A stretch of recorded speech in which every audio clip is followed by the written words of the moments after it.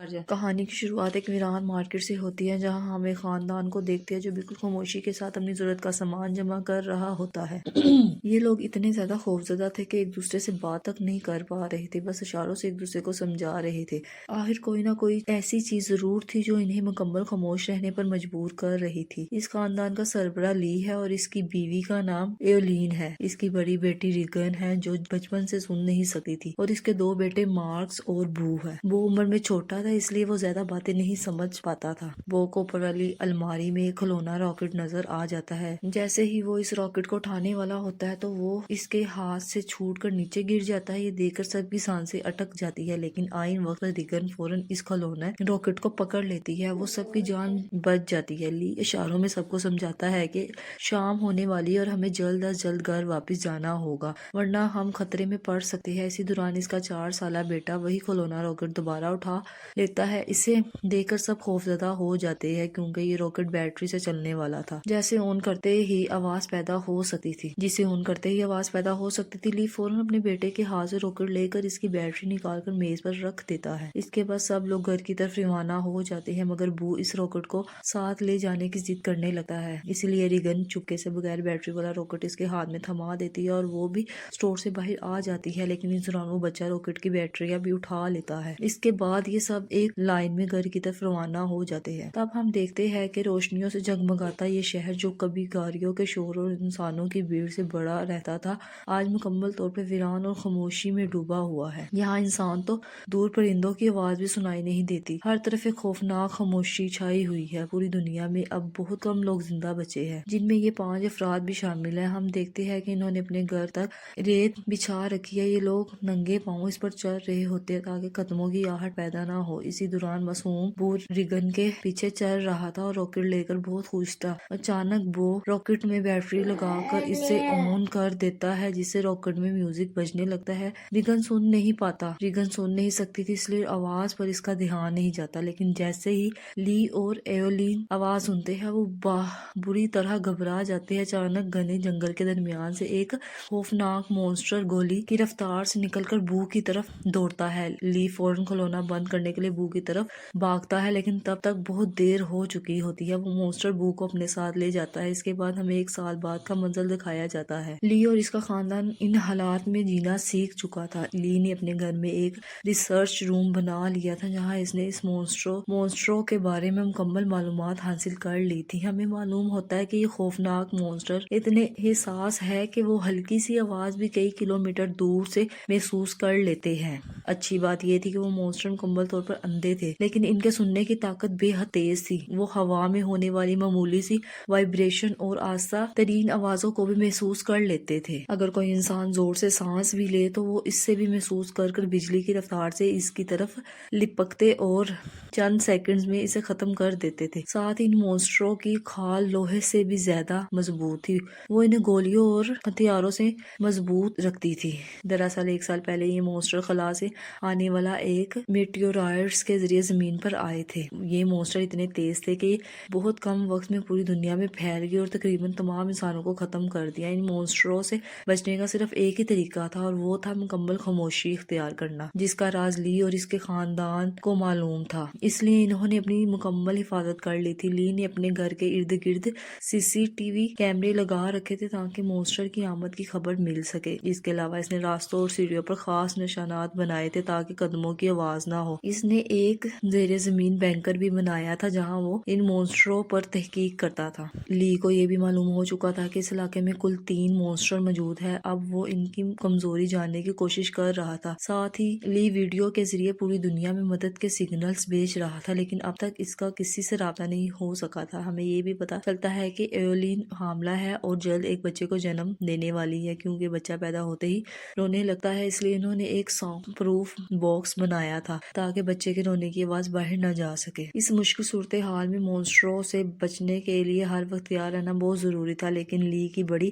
بیٹی ریگن سن نہیں سکتی تھی اور یہ کمی اس کے لیے بڑی مشکل بن سکتی تھی۔ اس لیے لی اس کے کمزوری کو دور کرنے کی کوشش کر رہا تھا۔ لی اپنی بیٹی ریگن کے لیے ایک کوکلیئر ہیئرنگ ایمپلیفائر بناتا ہے اور وہ ایمپلیفائر ریگن کو دے دیتا ہے، لیکن ریگن اس ایمپلیفائر سے خوش نہیں ہوتی کیونکہ اسے لگتا ہے کہ ہمیشہ کی طرح یہ بھی کام نہیں کرے گا، کیونکہ لی اس سے पहले भी इसके लिए कई एम्पलीफायर बना चुका था। इसी वजह से रिगन गुस्से में आकर इस एम्पलीफायर को जमीन पर गिरा देती है, लेकिन जब वो इस एम्पलीफायर को दोबारा टेस्ट करती है तो वो वाकई काम कर रहा होता है। जैसे ही रिगन बैरूनी दुनिया की आवाजें सुनती है वो खुशी के मारे रोने लगती है। साथ ही इससे अपने छोटे भाई बू की याद आ जाती है। रिगन आज भी खुद को अपने भाई की मौत का जिम्मेदार समझती है। ऐसे लगता है कि अगर इस दिन वो बू को खिलौना रॉकेट ना देती तो आज वो जिंदा होता। रिगन अपने वालिद के काम में हाथ बटाकर खुद को साबित करना चाहती थी, इसलिए वो अपने वालिद के जेरे जमीन बैंकर की तरफ जाने लगती है, लेकिन ली इसे रोक लेता है। वो अंदर जाने से मना कर देता है क्योंकि इसे 1 साल पहले रिगन की गलती की वजह से इसका छोटा भाई मारा गया था। इसीलिए ली अब रिगन पर मुकम्मल भरोसा नहीं करता था। इसे डर था कि बैंकर में मौजूद माइक्रोफोन्स, रेडियो और दूसरी चीजों से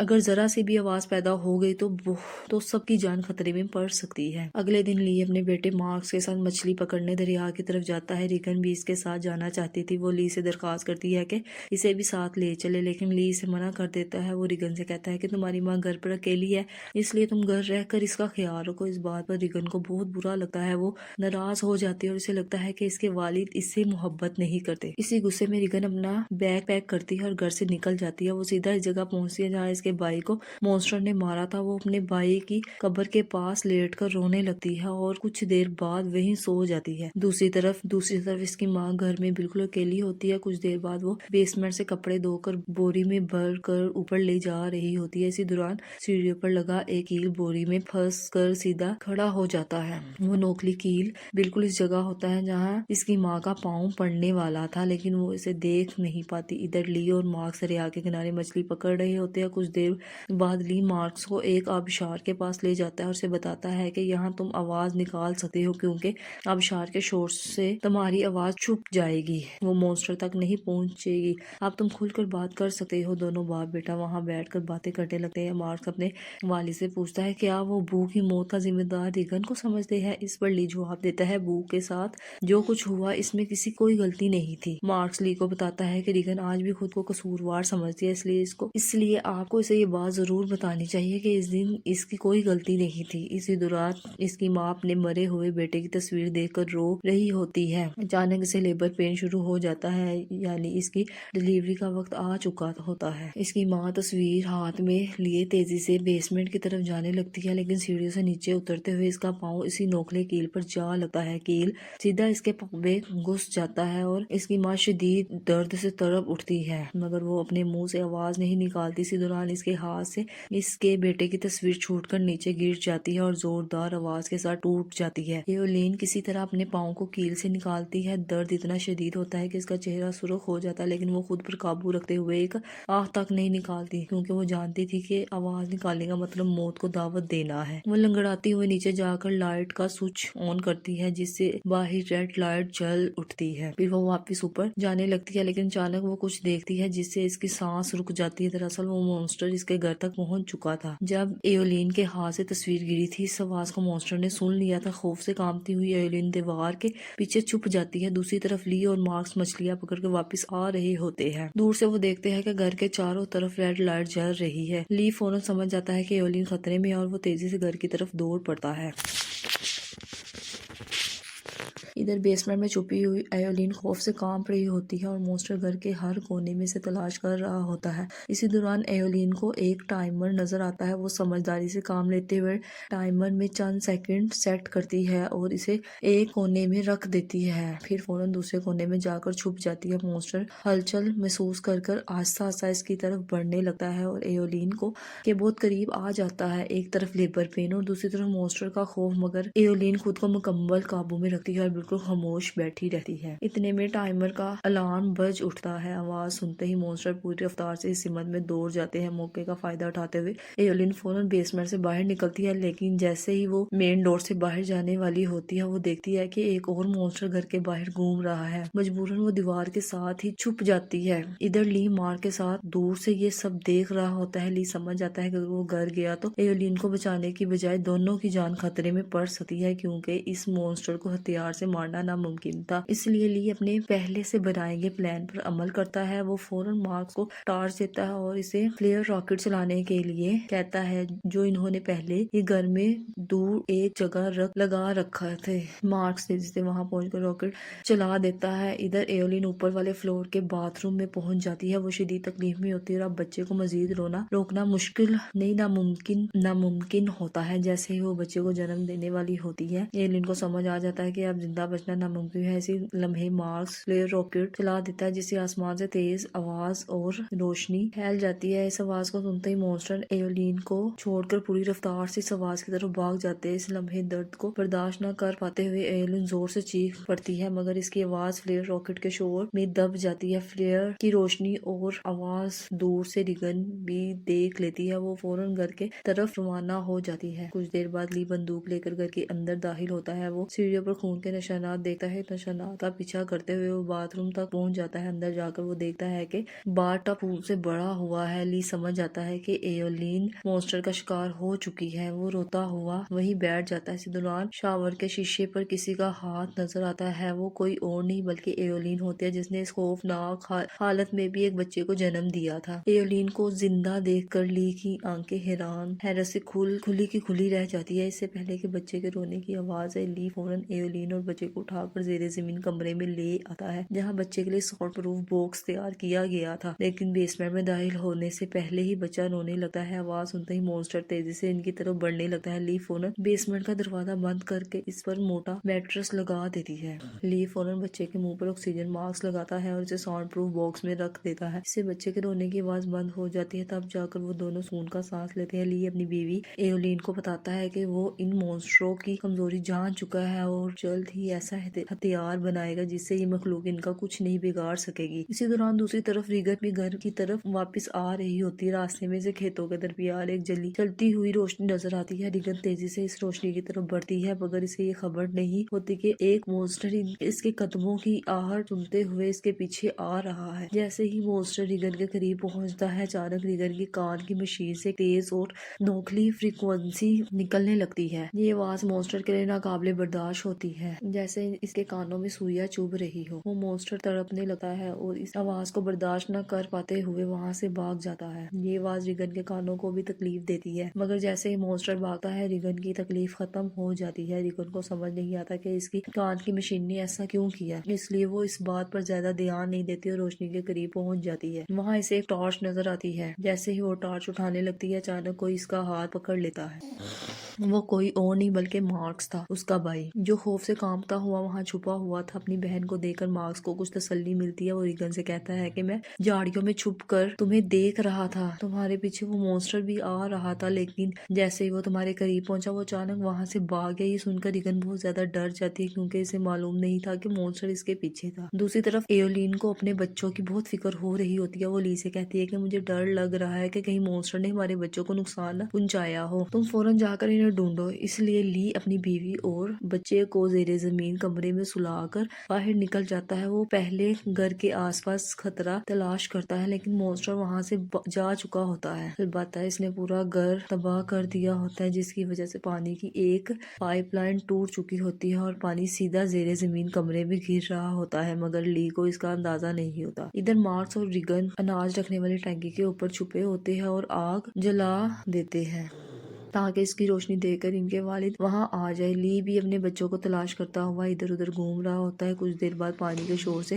ایولین کی آنکھ کھل جاتی ہے۔ وہ دیکھتی ہے کہ پورا بیسمنٹ پانی سے بھر چکا ہے۔ وہ اوپر سے پانی آبشار کی طرح نیچے گر رہا ہے۔ اسی دوران اس کی نظر ساؤنڈ پروف باکس پر پڑتی ہے۔ وہ باکس کھلا ہوا ہوتا ہے مگر اس میں سے بچے کی ذرا سی بھی آواز نہیں آ رہی ہوتی۔ ایولین جیسے ہی باکس کی طرف بڑھتی ہے، اچانک سے سامنے ایک مونسٹر نظر آ جاتا ہے۔ اسے دیکھ کر ایولین بری طرح گھبرا جاتی ہے۔ اسے لگتا ہے کہ شاید مونسٹر نے اس کے بچے کو کھا لیا ہے کیونکہ باکس اس سے کافی دور ہوتا ہے اور وہ اندر جا کر نہیں دیکھ پاتی، اسی لیے وہ آہستہ آہستہ باکس کی طرف بڑھنے لگتی ہے۔ اسی دوران مونسٹر بھی پانی میں اتر آتا ہے لیکن جیسے ہی ایولین باکس کے قریب پہنچتی ہے وہ دیکھتی ہے کہ اس کا بچہ بالکل ٹھیک اور محفوظ ہے۔ خوش قسمتی سے بچے نے کوئی آواز نہیں نکالی تھی، اس لیے اس کی جان بچ گئی تھی۔ ایولین اپنے بچے کو اٹھا کر ایک کونے میں جا کر بالکل خاموش کھڑی ہو جاتی ہے، مگر وہ مونسٹر موت بن کر وہیں اس کے قریب منڈلاتا رہتا ہے۔ لیکن اگر بچے کے منہ سے ذرا سی بھی آواز نکلتی تو ان دونوں کی موت یقینی تھی۔ دوسری طرف ریگن اور مارکس اپنے والد کا انتظار کرتے کرتے تھک جاتے ہیں۔ ریگن کو لگتا ہے کہ اس کے والد انہیں بچانے نہیں آئیں گے،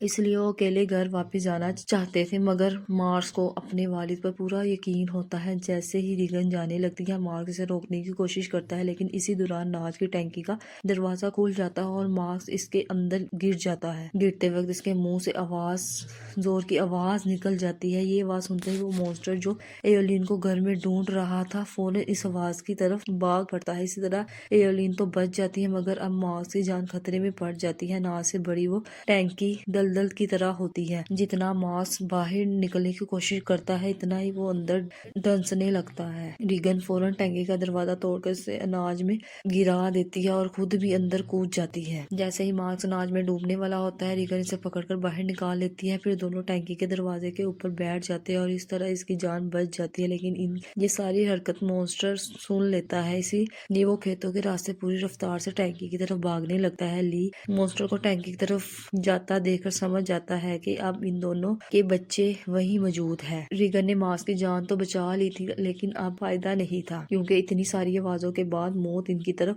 تیزی سے بڑھ رہی تھی۔ اگلے ہی لمحے وہ مونسٹر بھی ٹینکی کے اندر کود پڑتا ہے۔ وہ ان دونوں کو مارنے کے لیے آگے بڑھتا ہے، لیکن اچانک ریگن کی کان کی مشین سے ایک بار پھر تیز اور نوکیلی فریکوینسی نکلنے لگتی ہے۔ یہ آواز ان مونسٹروں کے لیے ناقابل برداشت ہوتی ہے، اس لیے وہ بغیر انہیں نقصان پہنچائے وہاں سے نکل جاتے ہیں۔ ریگن اور مارکس موت کے منہ سے بال بال بچ جاتے ہیں اور ٹینکی سے باہر آ جاتے ہیں۔ باہر لی بھی انہیں ڈھونڈتا ہوا وہیں پہنچ جاتا ہے۔ اپنے بچوں کو صحیح سلامت دیکھ کر وہ بے حد خوش ہوتا ہے۔ اسی دوران ایولین بھی یہ سب کچھ CCTV روم میں دیکھ رہی ہوتی ہے۔ اچانک لی کو احساس ہوتا ہے کہ مونسٹر ابھی بھی آس پاس ہی موجود ہے۔ وہ فوراً بچوں کو سامنے کھڑی گاڑی کی طرف بھیج دیتا ہے اور خود ایک کلہاڑی اٹھا کر ارد گرد دیکھنے لگتا ہے، لیکن وہ مخلوق آئین اسی وقت اس کے پیچھے ہوتی ہے۔ جیسے ہی لی مڑ کر دیکھتا ہے، مونسٹر اسے اپنے پنجے سے مار کر دور پھینک دیتا ہے۔ اپنے باپ کو تکلیف میں دیکھ کر مارکس چیخ کر لی کو آواز دیتا ہے۔ یہ آواز سنتے ہی مونسٹر کو مارکس کی جگہ کا پتہ چل جاتا ہے اور اب وہ مارکس کو ریگن کی طرف بڑھنے لگتا ہے۔ اسی لمحے ریگن کی کان کی مشین سے دوبارہ فریکوینسی نکلنے لگتی ہے۔ یہ آواز ریگن کے لیے بہت تکلیف دہ ہوتی ہے، اسی لیے وہ اپنی کان کی مشین بند کر دیتی ہے، مگر یہی اس کی سب سے بڑی غلطی ثابت ہوتی ہے۔ در حقیقت اسی مشین سے نکلنے والی فریکوینسی ہی مونسٹر کی کمزوری تھی، جسے وہ بالکل برداشت نہیں کر سکتا تھا، لیکن انجانے میں ریگن مشین بند کر اپنی ہی موت کو دعوت دے دیتی ہے۔ اگلے ہی لمحے مونسٹر گاڑی پر جپٹ پڑتا ہے اور مارکس کو مارنے کی کوشش کرتا ہے۔ اسی دوران لی کو ہوش آ جاتا ہے۔ اپنے بچوں کو خطرے میں دیکھ کر لی سمجھ جاتا ہے کہ مونسٹر سے لڑ کر اسے کبھی نہیں مار سکتا۔ اب اس کے پاس صرف ایک ہی راستہ بچتا ہے۔ وہ ریگن کو اشاروں میں بتاتا ہے کہ وہ اس سے بہت محبت کرتا ہے، اس نے کبھی بھی اسے بو کی موت کا ذمہ دار نہیں ٹھہرایا اور جب تک وہ زندہ ہے اسے کچھ نہیں ہونے دے گا۔ یہ کہہ کر لی زور سے چیخ پڑتا ہے۔ اس کی آواز سنتے ہی مونسٹر لی کی طرف دوڑ پڑتا ہے اور ایک ہی لمحے میں اسے چیر پھاڑ کر مار دیتا ہے۔ اپنے باپ کو مرتا دیکھ کر ریگن کو شدید صدمہ پہنچتا ہے، کیونکہ وہ ہمیشہ سمجھتی تھی کہ اس کے والد اس سے محبت نہیں کرتے، لیکن اب اسے احساس ہو جاتا ہے کہ وہ غلط تھی۔ لی کو مارنے کے بعد مونسٹر وہاں سے چلا جاتا ہے۔ اسی دوران ریگن گاڑی سٹارٹ کر مارکس کے ساتھ گھر پہنچ جاتی ہے۔ ایولین اپنے بچوں کو صحیح سلامت دے کر انہیں سینے سے لگا لیتی ہے۔ اسی وقت ایولین دیکھتی ہے کہ مونسٹر ایک بار پھر ان کی طرف آ رہا ہے۔ وہ فوراً بچوں کے ساتھ گھر کے اندر چلی جاتی ہے۔ اندر مارکس اور ریگن اپنے چھوٹے بھائی کو دیکھتے ہیں۔ ریگن کو احساس ہوتا ہے کہ اس کے والد اس کے کوکلیئر امپلانٹ پر کتنی محنت کر رہے تھے۔ اب وہ اپنے والد کو بے حد یاد کرنے لگتی ہے۔ کچھ ہی دیر بعد مونسٹر ان کے گھر کے اندر داخل ہو جاتا ہے۔ ایولین بندوق تان کر اس کے سامنے کھڑی ہو جاتی ہے۔ اسے معلوم ہوتا ہے کہ گولی مونسٹر کی موٹی خال کو نقصان نہیں پہنچا سکتی، اس لیے انہیں اپنی موت سامنے نظر آ رہی ہوتی ہے۔ جیسے ہی مونسٹر انہیں مارنے کے لیے آگے بڑھتا ہے، اچانک ریگن کے کان میں شدید تکلیف ہونے لگتی ہے۔ اسی وجہ سے وہ دیکھتی ہے کہ مونسٹر بھی تڑپنے لگتا ہے۔ ریگن سمجھ جاتی ہے کہ اس کے کان میں لگی مشین اور مونسٹر کے درمیان کوئی تعلق ہے۔ ریگن کو یاد آتا ہے کہ جب بھی مونسٹر اس کے قریب آتا تھا، اس کے کان میں شدید درد شروع ہو جاتا تھا اور مونسٹر بھاگ جاتا تھا۔ اسے فوراً سمجھ آ جاتا ہے کہ اس کے والد کی بنائی ہوئی کان کی مشین ہی مونسٹر کی کمزوری ہے۔ وہ فوراً مشین کو پاور بڑھا دیتی ہے، جسے نکلنے والی ہائی پچ فریکوینسی مونسٹر کو شدید اذیت میں مبتلا کر دیتی ہے۔ ایسا لگتا لگتا ہے جیسے آواز اس کے پورے جسم میں سوئیاں چبو رہی ہے۔ ایولین بھی سمجھ جاتی ہے کہ اصل کمال کوکلیئر امپلانٹ کا ہے۔ ریگن مشین کو مائکرو فون سے جوڑ دیتی ہے جس سے آواز اور زیادہ تیز ہو جاتی ہے۔ اس ناقابل برداشت درد سے مونسٹر کی کھوپڑی کا سخت آرم خود بخود پھول جاتا ہے جیسے اس کا منہ ظاہر ہوتا ہے۔ ایولین فوراً شارٹ گن سے اس کے منہ پر فائر کر دیتی ہے۔ مونسٹر کی کھوپڑی غبارے کی طرح پھٹ جاتی ہے اور وہ مر جاتا ہے، لیکن خطرہ ابھی بھی نہیں ختم ہوتا۔ گولی کی آواز سن کر اس علاقے میں موجود 2 اور مونسٹر بھی اس کی طرف بڑھنے لگتے ہیں، مگر اب ایولین اور ریگن کو ان کی کمزوری معلوم ہو چکی تھی۔ ریگن مائکرو فون کا والیوم فل کر دیتی ہے اور ایولین بندوق تیار کر لیتی ہے۔ اس کے ساتھ یہ کہانی ختم ہو جاتی ہے۔ اگر آپ کو ویڈیو اچھی لگی ہو تو ہمارے چینل کو سبسکرائب کریں اور ویڈیو کو لائک ضرور کریں، اور اگر آپ اس مووی کا سیکنڈ پارٹ چاہتے ہیں تو کمنٹس میں پارٹ 2 ضرور لکھیے گا۔